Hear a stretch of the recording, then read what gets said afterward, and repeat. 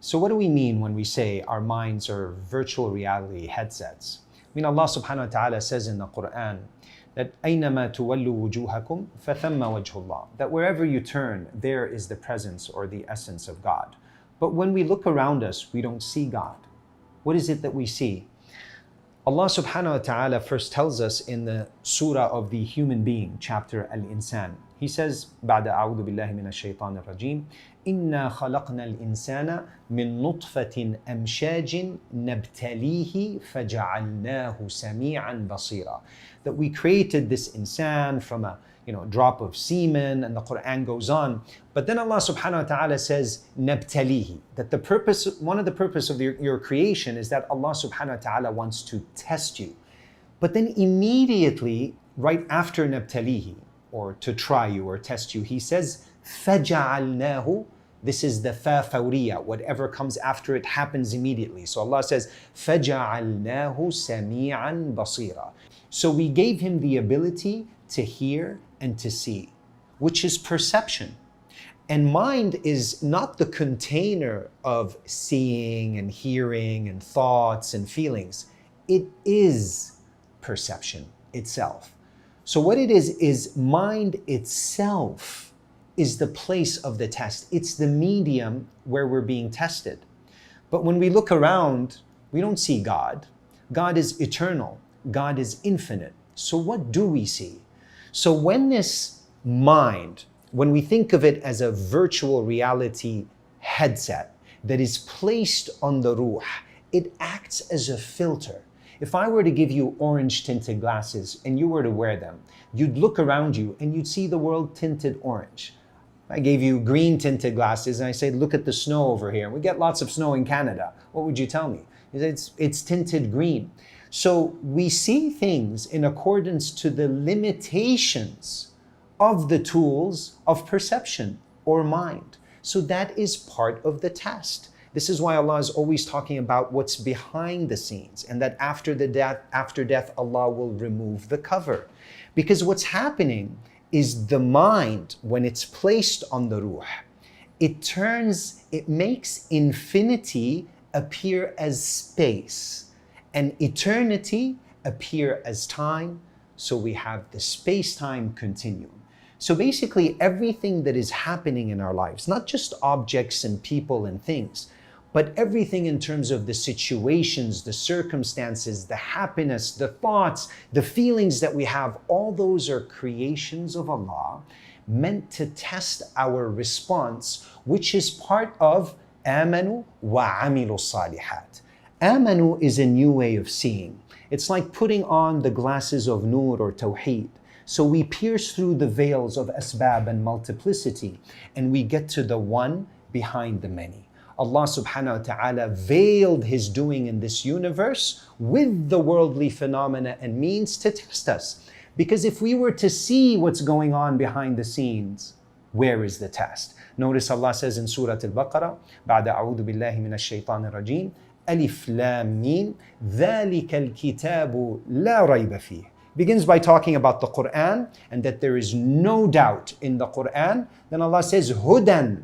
It's a guidance. Not for anybody. For who, ya Allah? For the muttaqeen. For those that are God conscious. What is taqwa? The ulama said, أن يجدك الله حيث أمرك ويفقدك حيث نهاك.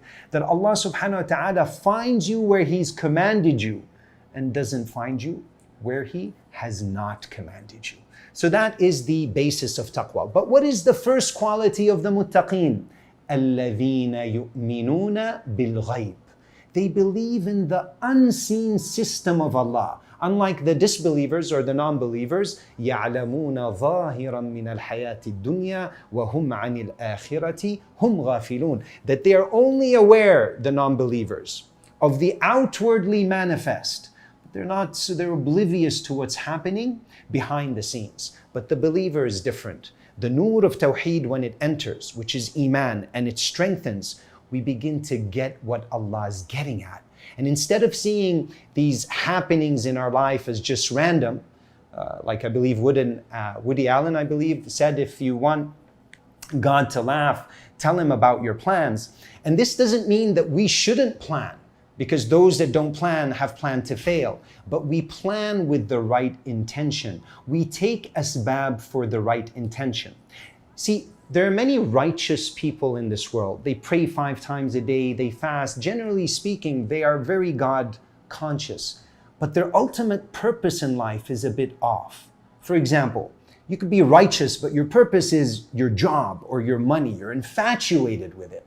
The believer's purpose, he doesn't go to work in order to make money because Allah's already guaranteed the rizq. But he goes to work because Allah told him to take by the means, but he doesn't rely on the means. And it's not his ultimate purpose. What is the test for that? Well, back in the days, whenever it was time to, go spread the deen of Allah, or the Prophet ﷺ would call the believers, they would rush, they would drop everything they were busy with for the command of Allah. So really the purpose of business is not that we make money. The purpose of business is that we fulfill the commands that Allah subhanahu wa ta'ala placed in business. And if we do that, we'll be successful. But if we make business our purpose and tijara our purpose, we would have the same punishment as who? As Qawm Shu'aib. They were masters in business and trade. But when they made that their purpose and it distracted them from the worship of Allah, then Allah subhanahu wa ta'ala punished them accordingly. Or if you make your purpose agriculture or farming, then you would have the punishment of sabab. So the idea is that we don't leave the means of this world, or we don't just sit at home and we don't work and we don't strive to, fill the world with, God's glory, so to speak. No, we take by all the means, but we take them with a different purpose and intention.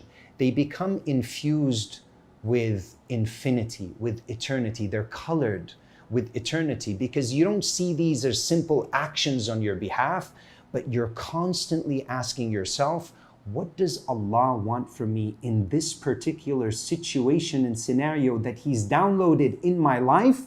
I have to have at minimum that level of knowledge, and then I apply it with sincerity in the way that the Prophet ﷺ has outlined, and I would be successful, listen carefully, irrelevant of the outcome and irrelevant of the results. We're not results oriented. We don't chase after happiness or emotions.